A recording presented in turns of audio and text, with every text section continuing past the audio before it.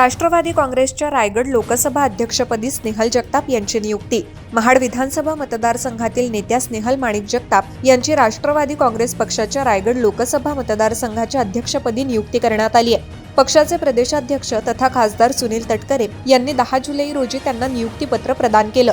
महाड विधानसभा मतदारसंघातील तरुण व अभ्यासू नेतृत्व म्हणून स्नेहल जगताप यांची ओळख आहे।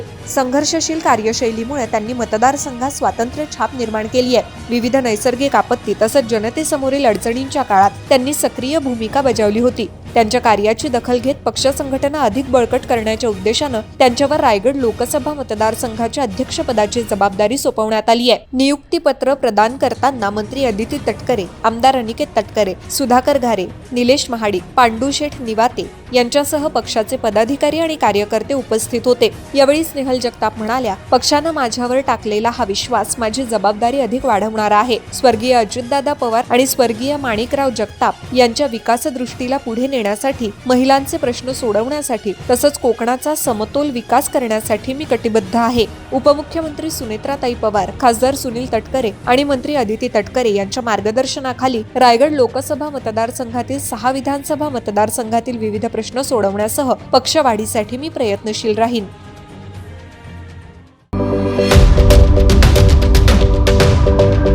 YouTube वर सुद्धा रायगड टाइम्स सर्च करा आणि पहा रायगडच्या कानाकोपऱ्यातील प्रत्येक बित्तम बातमी। आणि हो, लगेच सबस्क्राइब बटनवर क्लिक करायला विसरू नका। रायगड टाइम्स, आपलं चॅनल, आपला आवाज।